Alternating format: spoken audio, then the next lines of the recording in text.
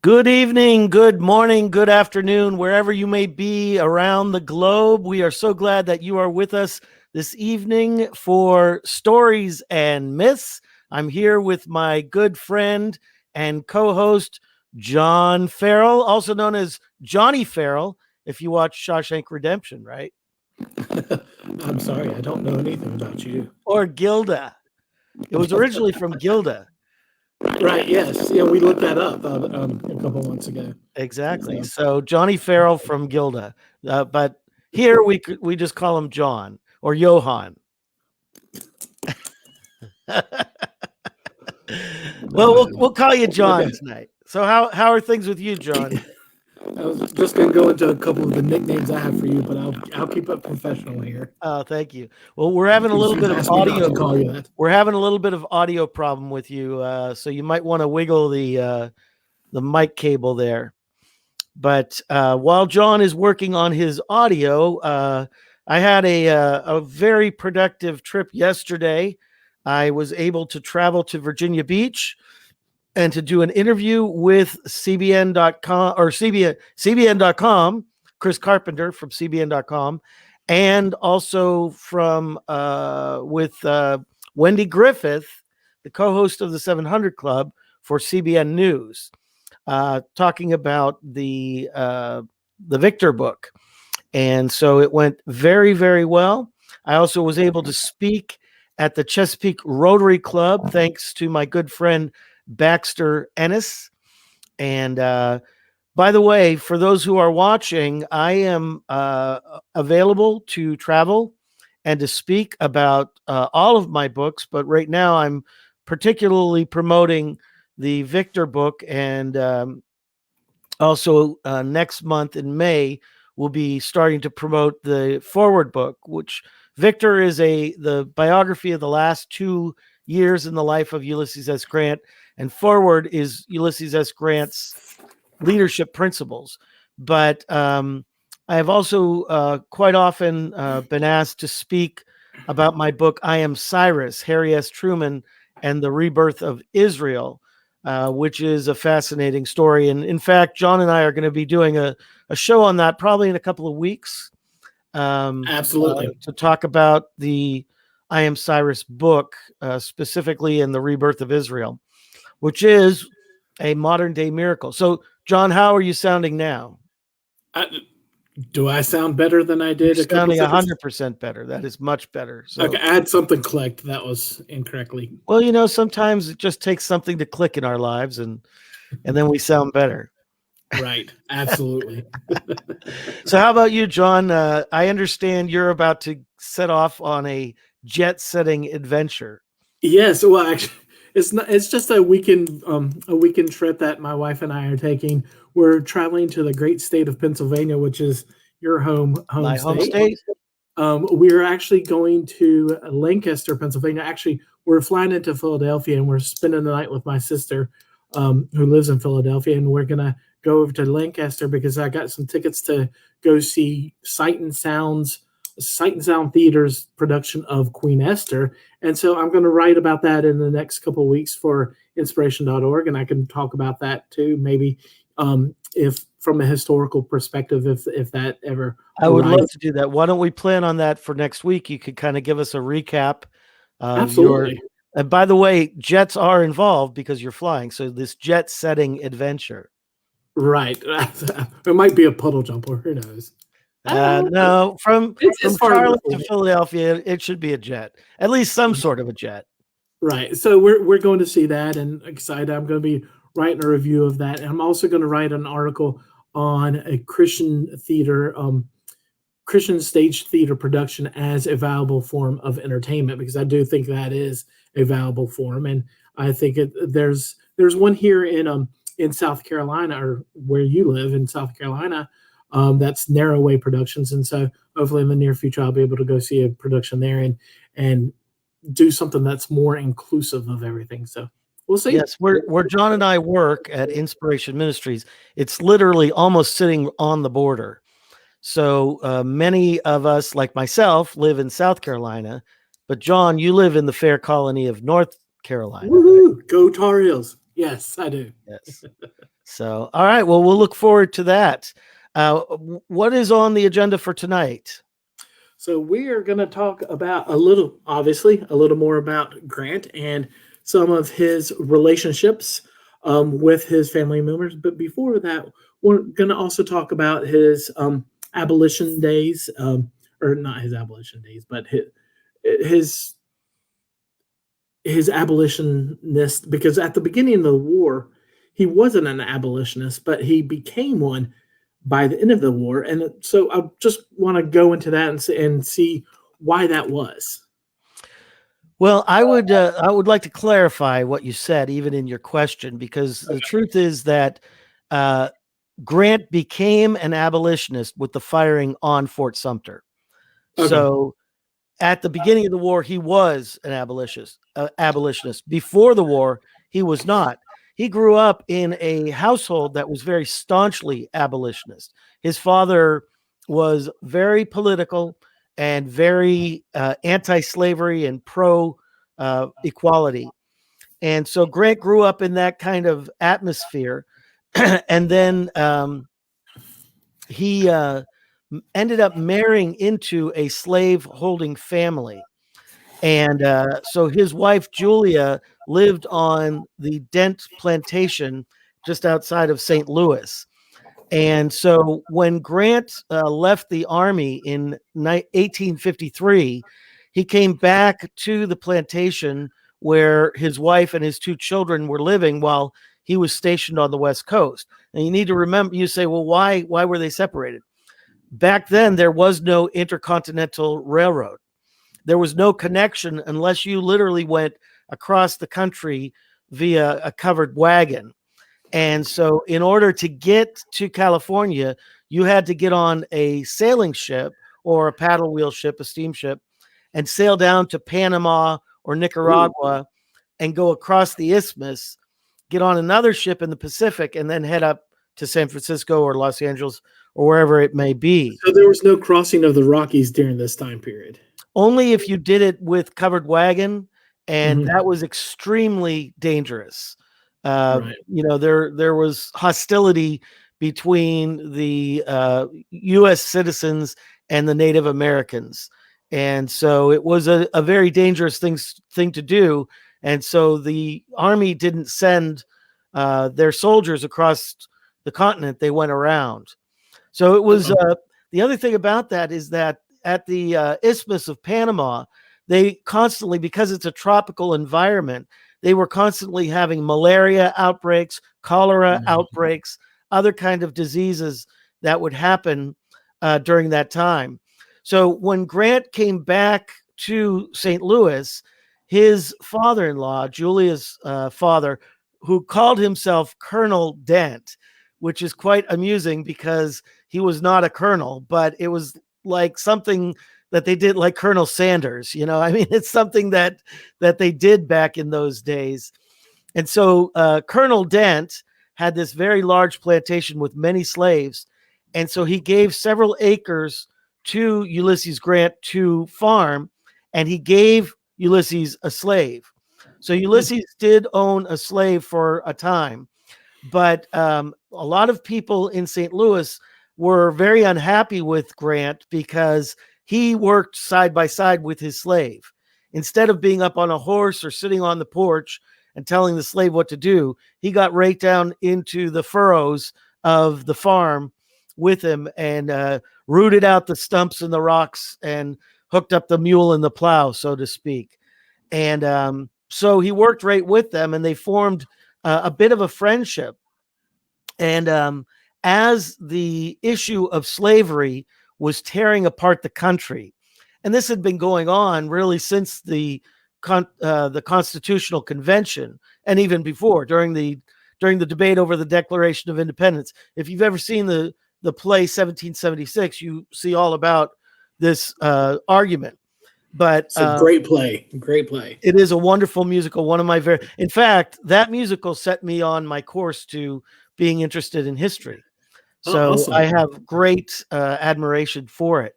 But getting back to Grant, he saw that the country was being torn apart by the issue of slavery. And at that time, there was a massive financial depression that hit the United States. And so Grant was farming, but all of the prices just tanked. And so he literally couldn't make any money doing farming. And so he decided to give freedom to this slave. Now, Grant was at probably the worst financial position he was in, except for after the bankruptcy and the failure of Grant and Ward many years later. So this was like the second worst financial position of his life. But he chose to make a statement and to set that slave free. He could have sold him for $1,000, which in 1859, that was a lot of money. But instead, he gave him his freedom and he let him go free. And not long after that, Ulysses and Julia took their children and they went north. And some of Grant's friends and relatives at the time surmised that one of the reasons that Grant, besides the financial issue, one of the other reasons that Grant decided at that point to go north was that he saw the war was coming, and he was trained in West Point, and he had experience. He had moved all the way up to the rank of captain in the Army, and so he had experience. He was an excellent quartermaster. He was an excellent soldier. He did some really incredibly brave things during the Mexican War. And so many of his friends and family felt that he was going north to make himself available for service to the United States Army. So, yeah, at that point, when the South fired on Fort Sumter, Grant wrote to his father and he said, despite any kind of differences we had in the past, I am now completely in agreement with you. And there's only two types of people, traitors and patriots, and I plan to be part of the latter. And so not long after that, Grant really started to listen to the philosophy of Abraham Lincoln with regard to abolition, with regard to emancipation. And then as things got towards the end of the war, with regard to eventual enfranchisement of the former slaves, to give them the vote and to give them citizenship.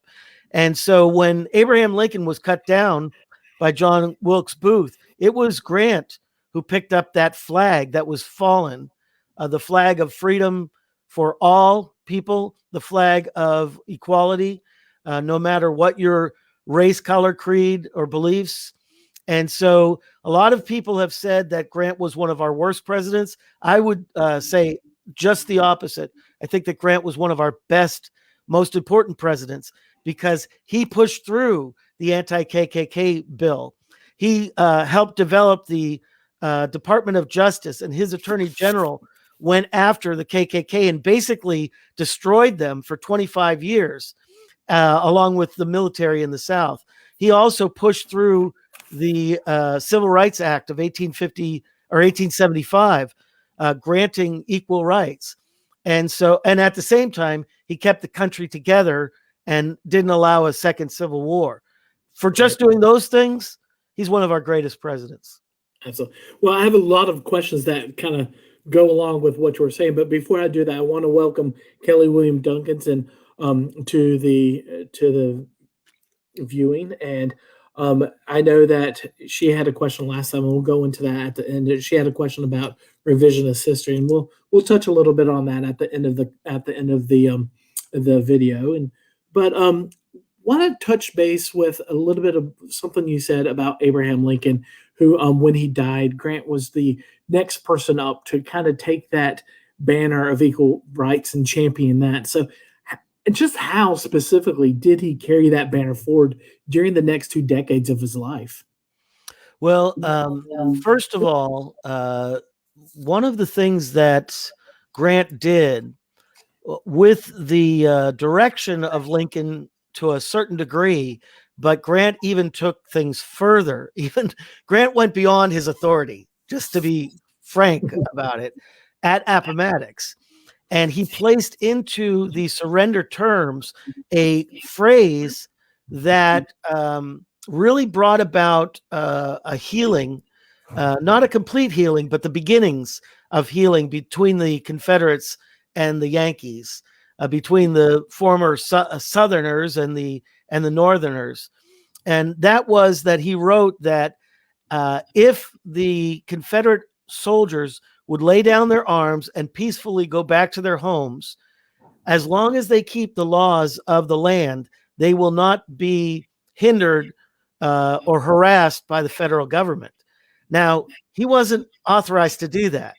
And basically what that meant was giving the Confederates a complete pardon. So in a lot of, when you look throughout history and read about different civil wars, there were people's heads being cut off. I mean, look at the French Revolution. Look at the English Civil War. You know, the king's head being cut off, King Charles losing his head, Antoinette and Philip, you know, losing their heads, or King Louis of France losing their head. Literally and figuratively. Exactly. And then this huge reign of terror in the counter revolutions that happened, you know, how did that end? Well, it ended with Napoleon Bonaparte becoming a dictator. So this is the pendulum that swings back and forth. And so Lincoln knew his history very well. He loved history, and he was a deep reader. He read all the time.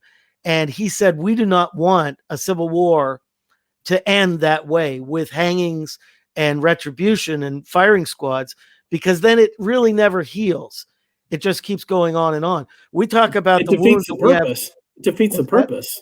It defeats the purpose. In a way. I mean, it makes the victors feel good. It's vengeance. Yeah. But I mean, if you want to reunite the nation, that's not the way to go about it. Right. And so that started reconciliation between the North and the South, and that allowed Grant to be a peacekeeper. And so when he ran for president, remember, he was following up the somewhat disastrous term of Andrew Johnson, who was impeached and would have been kicked out of office except for one vote. It was one vote that Kelly Williams Duncan says reconciliation or power over the losers. Well, and that's the choice. That really is the choice.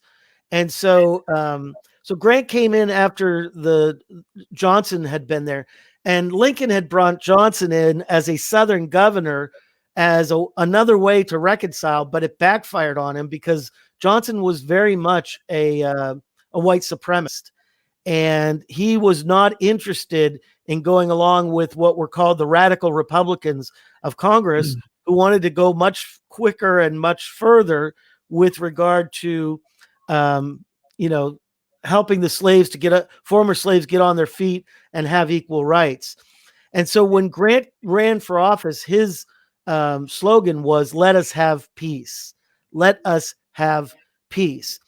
But we understand, well, I shouldn't say everyone understands this because some people really don't. But looking at history, in my opinion, the best way to have peace is through strength. And so it's kind of the best defense is a good offense. Best offense is a good defense. Ooh, a sports analogy. Yeah, you got to bring sports in every once in a while. I knew you would enjoy that. Right, yes. I picked up on it. Right. So Grant had kept the army in the South to enforce the laws and to be peacekeepers.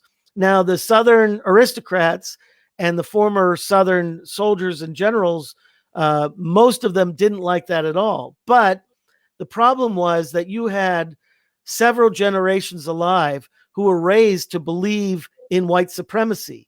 They were raised to believe that they were superior to the blacks and to any other race. And so now that the war is over, and the war was about defeating slavery, and it was about, as Lincoln said in the Gettysburg Address, a second birth of freedom, a second birth of freedom. That's quite a statement. What did that mean? That meant that not just the white people would have equality, but in America, all people would have equality. And so we are constantly working towards that. And so Grant went to work with regard to legislation, like I said earlier, and he pushed through I believe there were 2, and there might have been 3 anti-KKK laws, because the KKK became a de facto government in the South, ruling through terror. And so any laws that were passed that went against white supremacy, they would push them out by terrorism. And so Grant had to keep the army there to stop that kind of thing. So what did these laws specifically state? They said specifically it was illegal to be a part of a terror group, and specifically naming some of those groups. And because the KKK was the most well-known and the largest, that was the name of the bill.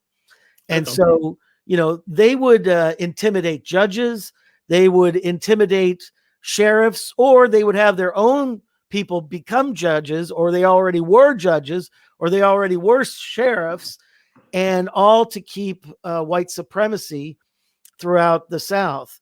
And so Grant went against that, both legally and with regard to the military.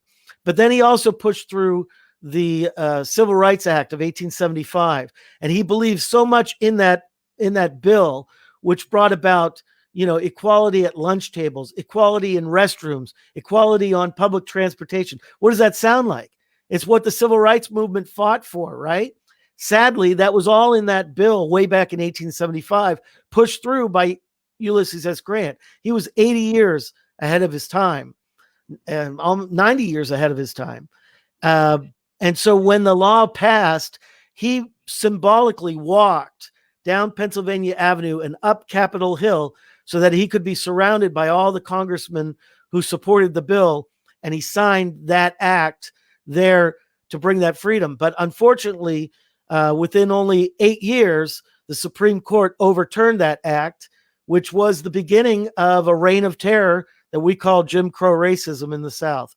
So Grant was a pre-runner of what we would see, 80 years later.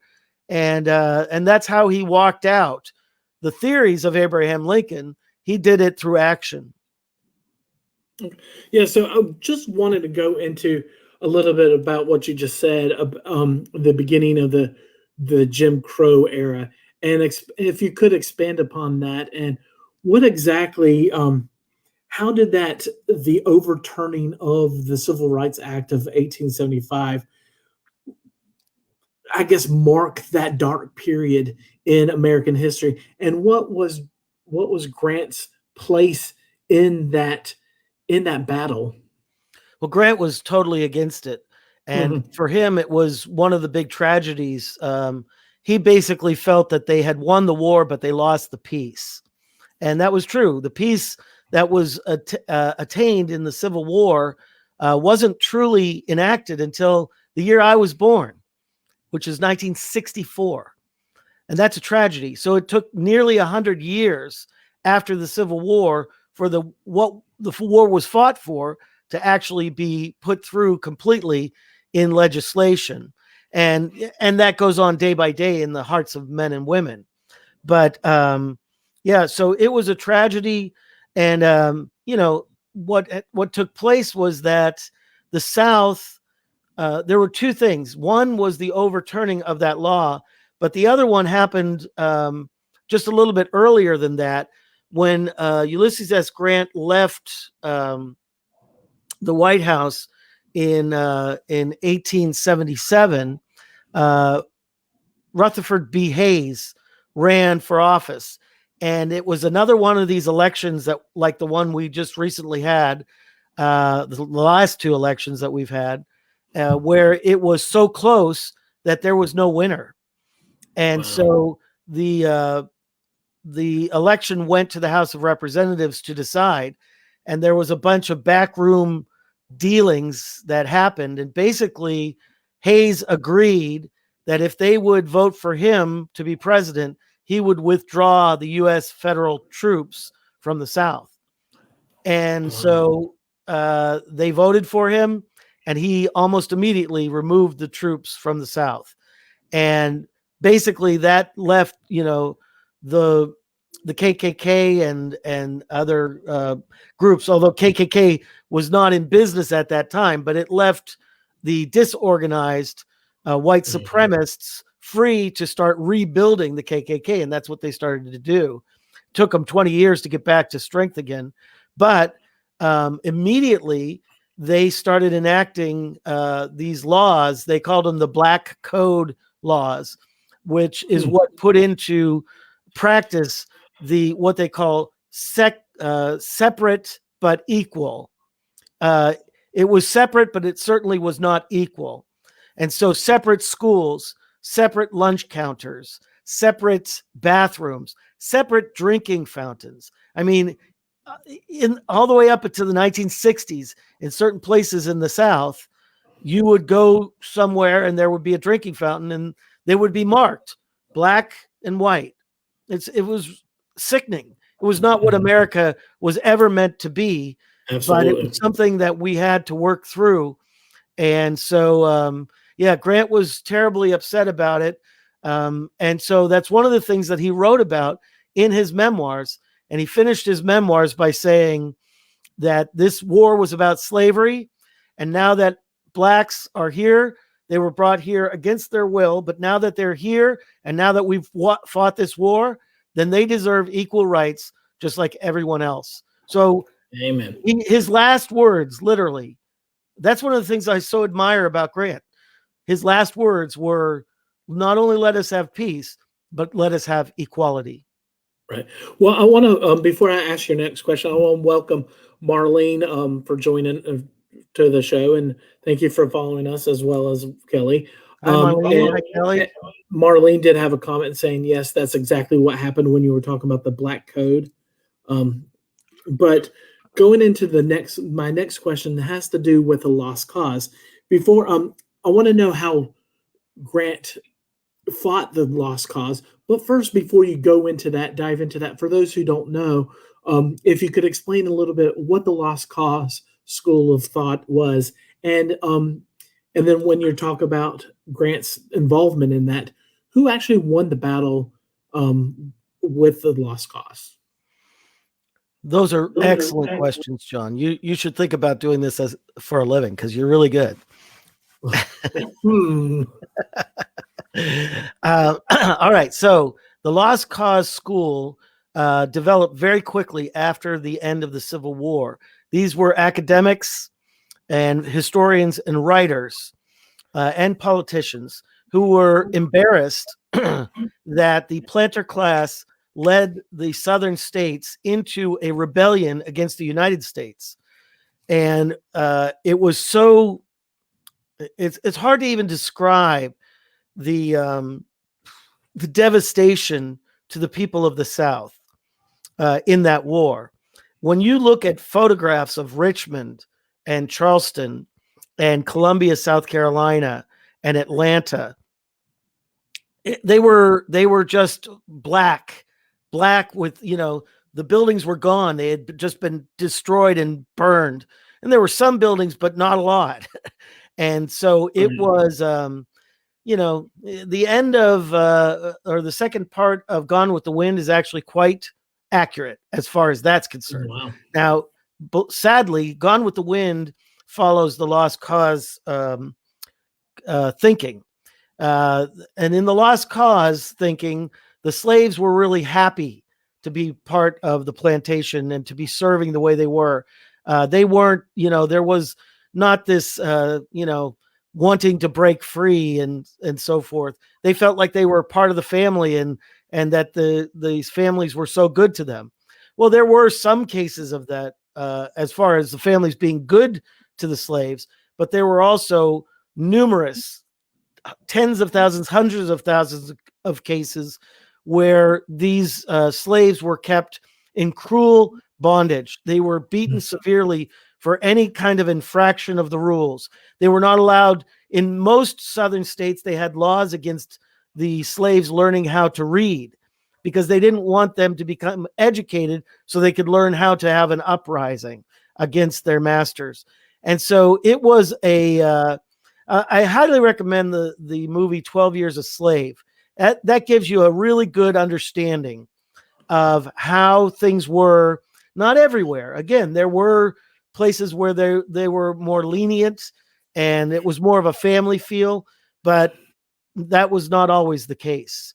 And so, so what happened is that the South was so devastated economically, socially, in every way imaginable, that these historians were terribly embarrassed by this, and embarrassed by the fact that these aristocratic leaders of the South led their fellow people into this horrific war, and all over the cause of slavery, race-based slavery.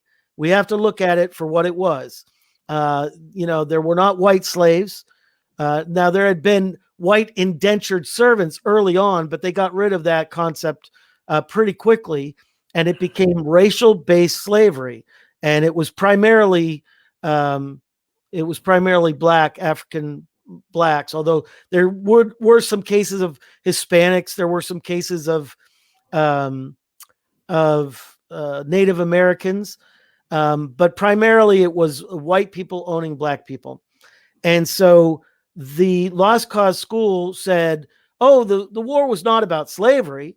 The war was about states' rights, or the war was about tariffs.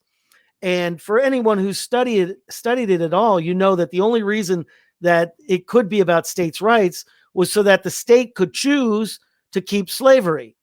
Or if it was about tariffs, it was so that there would not be tariffs to block cotton, which was the number one export in the whole United States. And it only became the number one export in the United States because of slavery. And that happened because of Eli Whitney's invention of the cotton gin, which allowed them to separate cotton from the thorns and the seeds. And so it made it created the need for many, many more slaves to pick this cotton, to run it through the cotton gin as quickly as they could, so that they could make a huge profit. And then you had the textile mills, not only here in the United States, right here, and you know very well, having grown up in the Charlotte area, this was a textile area, and still is. I grew up in Gastonia, which was at one time considered the textile capital of the world. Exactly. And there was numerous, I don't even know how many, but numerous different textile mills. And unfortunately, a lot of those have closed. There might be one or two that are still operating. There are a few, but not like there was at all. Oh, yeah. But then France and England and some other nations, they were the number one importers of American cotton to create clothing over there, which is why the Southerners felt that the French and that the British would come in on the side of the South to protect their financial interest. What they didn't calculate was William Wilberforce and his campaign earlier in the 19th century to bring abolition to England and to outlaw the slave trade there. And so that's one of the reasons why England was hesitant to come in on the side of a slaveholding nation. I want to interrupt you right quick. Marlene had a comment. I want you to speak to her comment. Her comment was, that is what some people are saying now, that the war was not about slavery. And you talked a little bit about this, but those people subscribe to the lost cause theories. Right. And the lost cause theories say that the war was not about slavery. It was about states' rights. It was about Southern heritage. It was about a difference in cultures. And that's simply not true. Right. So the other side of that was that after the war, then they could not allow Grant to have the glory because he went totally against their beliefs. And so they had to create, and it was Spin City.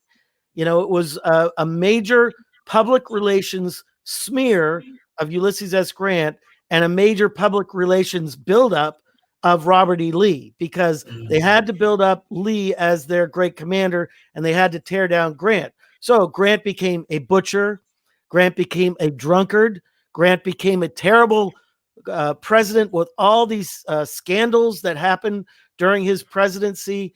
So they made up all these lies to make him feel bad. Or well, what they did was that they took things that were true in his life, but they twisted them. So, yes, Grant had to pound forward in his fighting of the Civil War. But you know who else did that? Robert E. Lee. Right. Only Lee fought most of the time on the defensive because he had the interior lines being from Virginia. And so Grant had to attack. Anybody who knows anything about warfare realizes that the only reason that Grant attacked was that he was the one coming into Virginia and Lee was there defending Virginia. And so Grant had to attack. And that was one of the reasons why they called him a butcher. Interestingly, there's a man named Edward Bonekemper who did in-depth studies into the casualties of the generals from the Civil War. And guess what? Grant had Lee had higher casualties than Grant did. And when you look at the casualties that Grant had, they were very low as long as he was out west. It wasn't until he came east and had to fight against Lee that his casualties went way up. So they called him a drunkard. We now know that he had the disease of alcoholism and that eventually he was able to overcome and become abstinent in that. They said that his presidency was full of scandal. That's true. There were many scandals during his presidency, but he wasn't involved in a single one of them. So you see, it's taking things that were kind of true, but twisting them to make them false, right, all to tear down the reputation of Grant and raise up the reputation of Lee. And so what has happened is that since the Civil Rights Movement, there has been a reevaluation of Grant from a scientific, historical perspective. In writing Victor, I have tried to be a part of that restoration. Now, when I say that, I'm not trying to see restoration for the purpose of my bias towards Grant. What I want to see is that we take a look at all the facts in an unbiased way, and then we present what is the truth based on that research. And that is what's been taking place over the last 35 years. And people are coming to realize what an important figure that Grant really was and why Teddy Roosevelt would say verbatim that he was one of the three greatest Americans in history, along with George Washington and Abraham Lincoln. Quite a thing for Teddy Roosevelt up on Mount Rushmore to say about Grant, who's right, not up on Mount Rushmore. Well, I do have a quick anecdote, and an interesting one, at least I think. I don't know if anyone else will think it's interesting, but I read, I found out I saw in my research that talking about Sherman and his march into Atlanta with his troops, that to cut off the supplies for all the Confederate troops to get stuff into Atlanta and out of Atlanta, what they did is they ripped up the rail ties and wrapped them around trees, so they virtually made them unusable again. Right. And they did that with all the rail tracks going in and out of Atlanta to basically cut off Atlanta from the rest of the country, the rest of the South. Do you know what they called those? The Sherman bow ties. That's right. Yes. Exactly. Yes. I actually wrote an article on that when I worked with Lionel Tracks. Yeah. Excellent. Very good. So, Kelly does have a comment. I'll read it for you. It says, "OG, that means you aren't trying to revise history, but to straighten out facts presented contemporaneously." Yeah, that's the difference between revisionist history, which we might as well talk about now. Yeah, let's go into and actual history. So, a historian is a scientist, and that is something that we want to understand. Let me just speak to this. There are two terms talk about how to approach investigating literature and investigating historical documents. And one is eisegesis and the other one is exegesis. And so exegesis is where you go into a situation without a mind in the matter. You don't go in with your mind made up and look for things to prove your point. You go in to look at the actual facts, and then you make up your mind based on the historical facts and based on other people's views on that. And then look, you have to do deep dives. Yesterday, when I was being interviewed by Chris Carpenter at CBN.com, he said, "I've noticed about you as a writer, you like to do deep dives." Well, the reason I do a deep dive is that I want it to be truthful as possible. One of the things I learned in my journalism training at Regent University is that in this world, we deal with lowercase t truth. Let me say that again. In this world, we deal with lowercase t truth, meaning that only God knows what the capital T truth is. Only God knows. We deal with lowercase t truth. So what we do is that we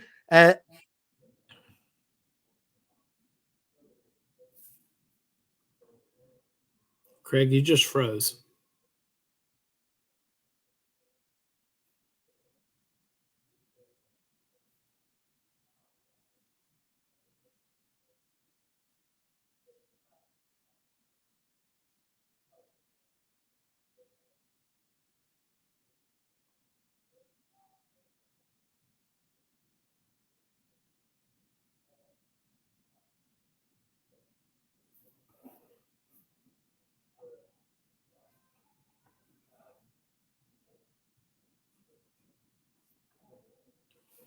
Craig, hold on one second, y'all. See if we can get him back in the show.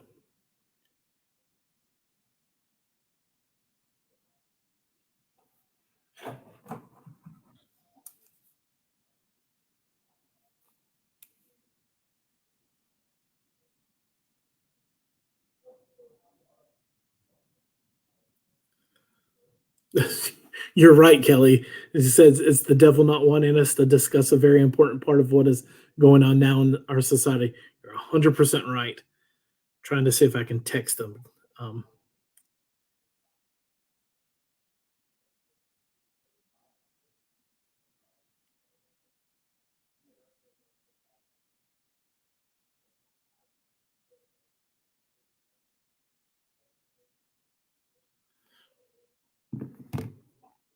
Okay, well, excuse me.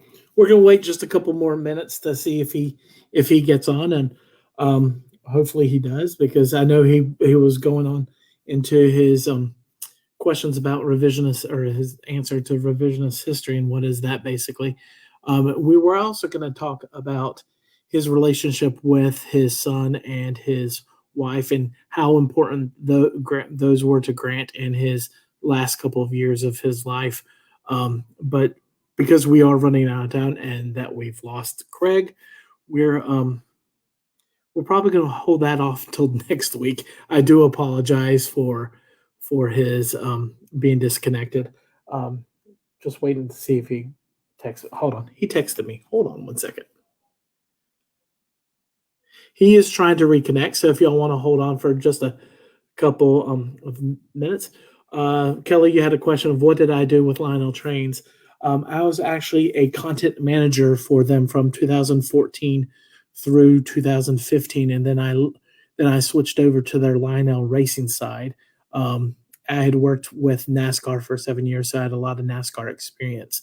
I worked in the publishing department and integrated marketing communications for NASCAR. And so I left there to go to Lionel Trains and did that for a year, and then went to Lionel Racing and was a marketing manager for them. Marlene, yeah, I will talk with Craig about that, about doing it on Zoom. I think that's smart, but I know he likes the StreamYard because I think it came highly recommended, but we might have to consider doing it on Zoom. You are right. So yeah, absolutely. Well, thank you, Kelly. I do think that's pretty cool that I was able to work with Lionel Trains. It was a really cool growth experience for me, and learned a lot about trains that I never knew. So, and NASCAR as well. I loved working at NASCAR. I worked there for 7 years. I actually wrote a book in 2012 on NASCAR. It's no longer out, but it was a NASCAR trivia guide that I wrote with the Random House back in November of 2012, which it came out, and I was in. I managed the publishing department for a little bit. So yeah, I think Zoom would be a good bet. I love trains. I love NASCAR. I love History 3. Awesome. That's great to hear, Kelly. So I live here in, as Craig said at the very beginning of the show, I live here in the Charlotte area. So even though it's not where the headquarters to NASCAR, it's pretty much the home of NASCAR because you have all the teams, all the NASCAR teams within its vicinity of Charlotte. Probably, I'd say 95% of the teams are within an hour and a half away from Charlotte. There's one or two teams that are out west and stuff like that, but most of them, for the most part, are here. Hello. Oh, good deal. Look who's back. Look who decided to join us. I am so glad that you guys stayed on. Thank you. All of a sudden, my internet just dropped out. So okay. We're back. We were just talking about Lionel and NASCAR. Oh, well, very good. So they were asking me about it. So I was indulging them with my experiences with NASCAR and Lionel. Maybe in the near future we might do an episode on that. I would love to do that. In fact, let's do an entire episode on trains in America, because that is a fascinating field, and I know you know a lot about that. Yeah, I would love to. Yeah, good. And maybe the history of NASCAR too, because as I was telling Kelly, that will be when I'm on vacation. You can do that one. Because you know what, I could do the history of NASCAR really fast. You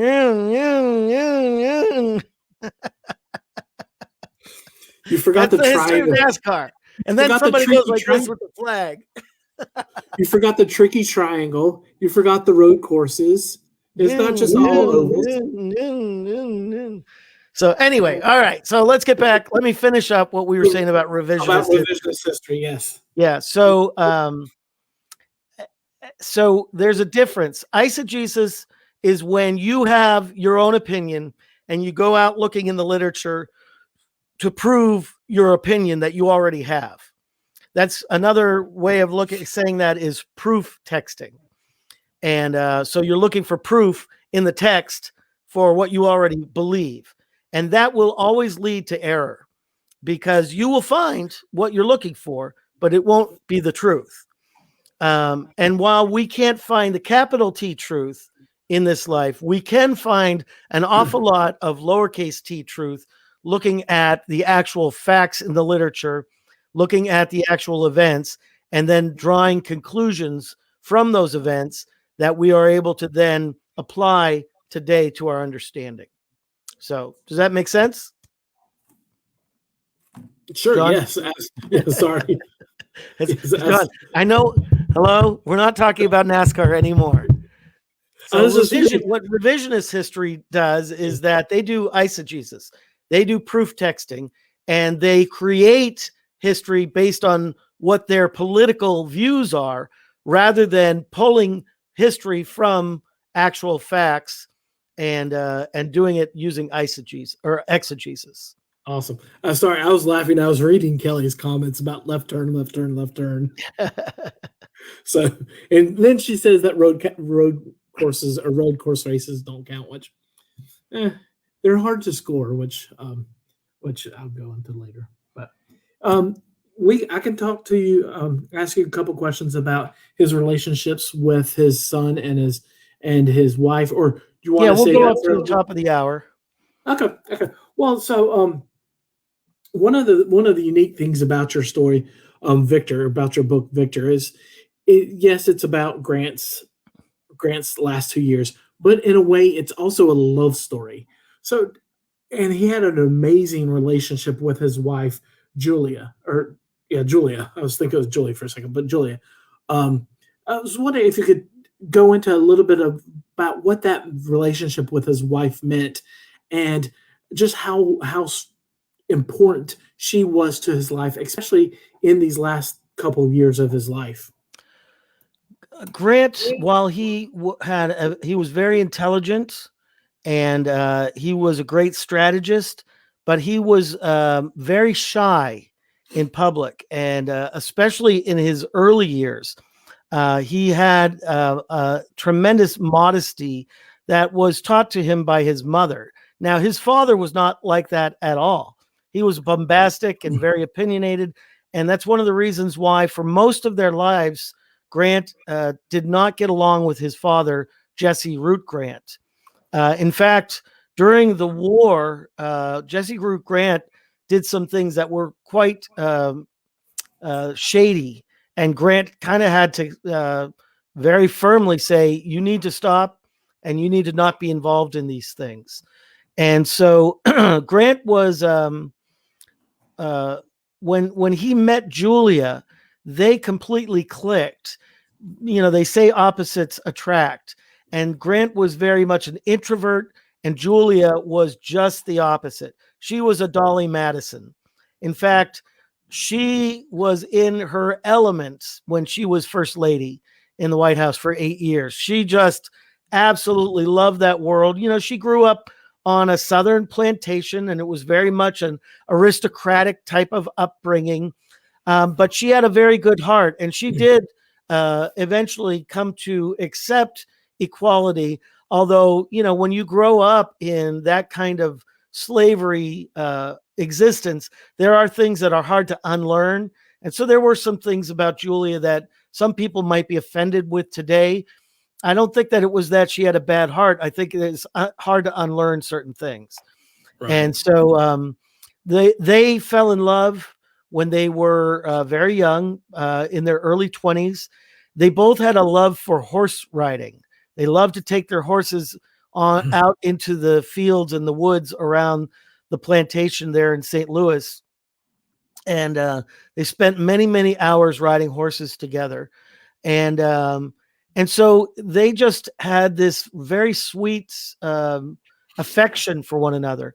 So when they got married, every night, you know, Julia had strabismus, very severe crossed eyes. If you ever see photos of Julia Grant, most of them are in profile so that you can't see the crossed eyes. And there are a couple of photos where you do see the eyes, and it's like, wow, it was a very serious, you know, strabismus. And so her eyes would get tired, and she, you know, when that was before electricity was in homes, and so they would have candles to read by at night, and so she got very tired and would get headaches. And so nearly every night of their marriage, Grant would read to Julia. You know, there was no radio, no TV, and so he would read to her. And that was a very special part of their relationship. And then years later, during the war, they put the children into these boarding schools so that Julia was able to be with Grant. And there was a few different reasons for that. One, they truly did love each other, and they truly loved to be together. But also, as we mentioned earlier, Grant had a problem with alcoholism. And yet when he was around Julia, he never drank a drop. He made a pledge to her that he would not drink. And so whenever she was around, he didn't. Now, when she wasn't around and he was bored, sometimes he had a challenge with that because of the disease. But when she was around, he never drank. And so that was part of it. But the other part was they just loved being together. And so there are stories in the literature of the two of them being in some little darkened corner in the mess tent, sitting there holding hands and kind of whispering love things into each other's ears. And when another officer would come in, sweet nothing, sweet nothing, sweet he nothing. would, what's that? I was saying sweet nothing, sweet nothing, sweet Exactly. nothing. You know, the officer would come in and catch them, and they would like pull their hands apart and get all red faced like they were teenagers or something. But it was just a really sweet, sweet thing. Then when Grant, you know, kept winning one battle after another, moving up the ranks, and after he won at Vicksburg and then at Chattanooga, he was named lieutenant general. and he was placed in charge of all the armies of the Union, more than 1 million men. And at this point, Julia said, wow, my husband is becoming such an important man. So many people will be looking at him, and I've got this problem with these crossed eyes. Maybe I should see if I could get these fixed so that I look more presentable next to my husband. And so she went and talked to a doctor, and the doctor had for years been telling her that she could do this. But then by this point, she was in her early 40s, and the doctor said, I'm sorry, but it's too late. You waited too long. And so when she told Ulysses about so basically she's too old at 40 back then. Now I think you could get the surgery whenever, but back then they learn as medical science evolves, and so they didn't have the ability at that time. So when Julia told this to Ulysses, it was a very tender and sweet moment. He pulled her to himself in his arms, and he said, why in the world would you do this, Julia? And she told him why, and he said, listen, these eyes are the eyes I fell in love with, and don't go making any changes because I might not like them as much if you do. And that is a very tender, sweet moment. And the wonderful thing is, on his deathbed, Ulysses was surrounded by his family, and there was Julia holding his hand when he took his final breath. And I just think it's a wonderful thing. And of course, him spending the last year of his life writing his memoirs to make sure that she would be financially taken care of, talk about a love story. That's a love story. Well, we have a couple comments that came in. One from Kelly saying Bruce Catton is a good example. Catton is a good example of proof texting. And real quick, Kelly, I'd like you to send me some examples, because in my reading of Bruce, I thought he was very balanced. So if you could, I'd like you to send me something along those lines. I do know that that Shelby Foote, for example, a lot of people admired him. He passed away a few years ago, and they liked his writing, but historians don't like his writing very much because he was more of a novelist in training than he was a historian. And so he took some license and actually even a couple of things he said in the Ken Burns series on the Civil War, I took issue with as well. So if you would, please send me that in. You can send it to through my website, vonbuzik.com. So, and then Marlene mentions, and she says, I find so much of what I see concerning scriptural debates is founded on eisegesis.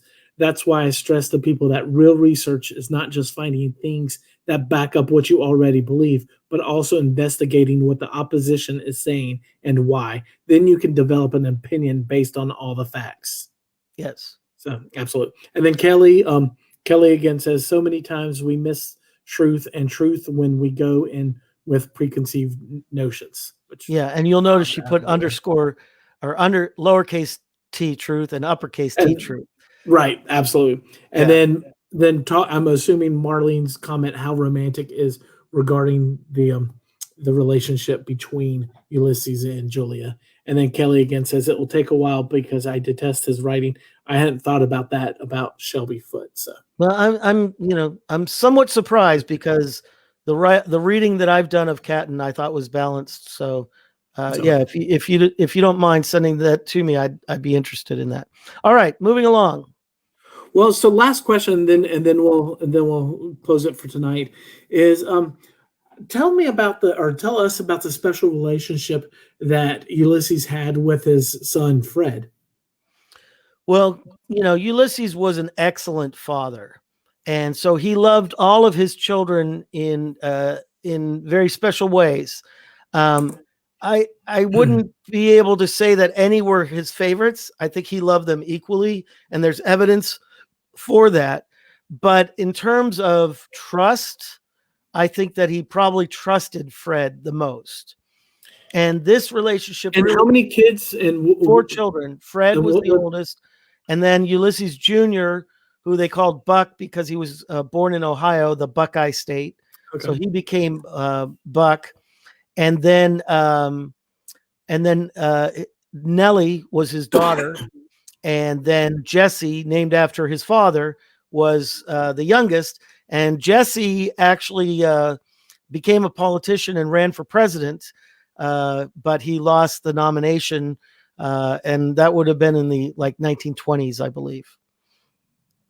Okay. But as far as Fred is concerned,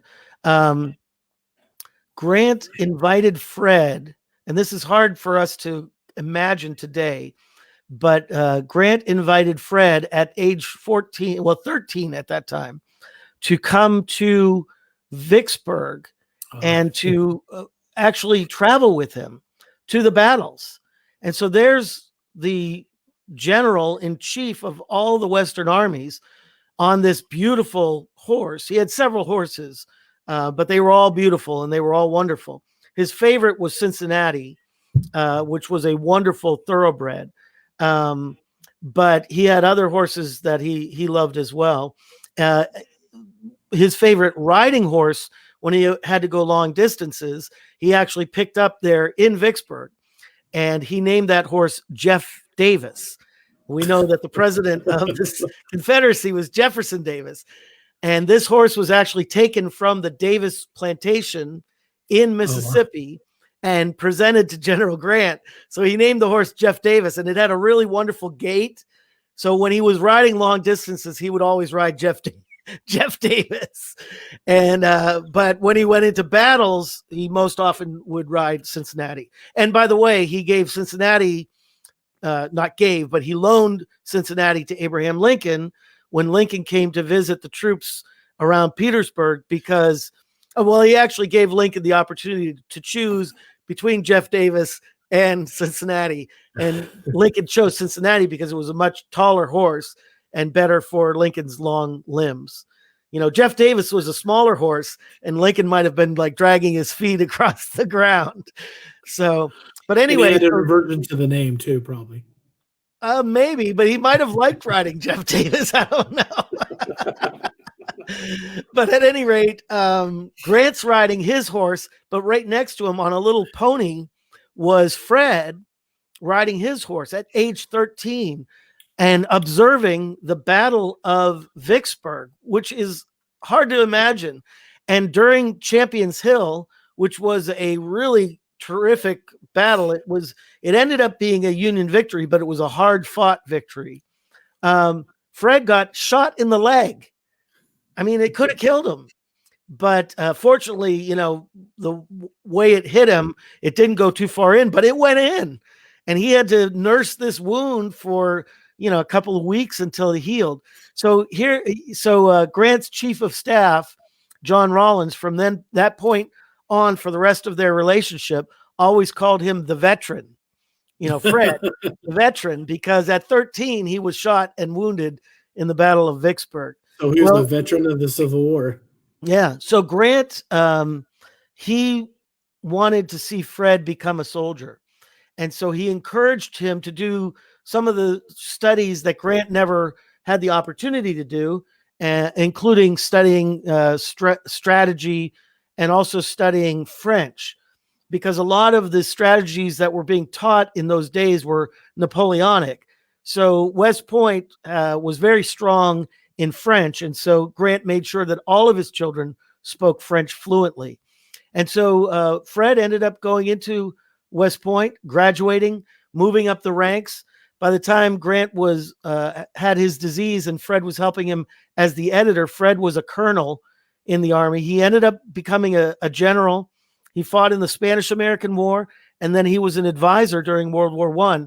And in my book, Forward, there are photographs of all of the Grant children as adults, and there's an amazing photo of Fred Grant in his later years on a horse in front of a biplane during World War II, which just makes you think, imagine this guy saw Vicksburg, and now he's seeing World War I, not World War II, World War I, in front of a biplane. What a life. And so, when Ulysses had his illness, Fred was there taking care of him. He took a leave of absence from the Army took care of him in every way that he could, and he was an excellent editor for him, an excellent business partner for him. And then all the way up to the last day, Fred was there mopping his brow, had his hand behind his father's head as he was dying. And it was just a very special relationship. Marlene said today that would be child endangerment to a great outcry from child protection agencies. Yeah, things have changed since those old days. Back then, they thought, well, isn't this great that the dad's taking the son with him to work?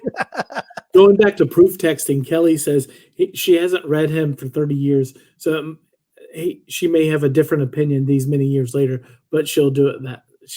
Very good. Week. Thank you. And then she also said that she's enjoying learning the specifics about the Grant family. Oh, good. Well, we're so happy, and we will be going into, as we've already kind of hinted in this program, we'll be talking about a lot of other topics. It's just that this book has just come out, and we want to cover some of the key themes for the book. But just like we did tonight, talking about revisionist history. Every week we'll probably have one question that will not be Grant related. And then in 2 or 3 weeks, we'll do a Harry Truman and the Rebirth of Israel show. And then eventually we're going to do the show about trains in America. And other stuff that he probably... not NASCAR, but trains in America. I draw the circle around NASCAR, and then I put a line through it saying, no, we're not going to do that. You could do that when I'm away and you're guest hosting. You could do a whole NASCAR show, you and Kelly and Marlene and whoever you want to.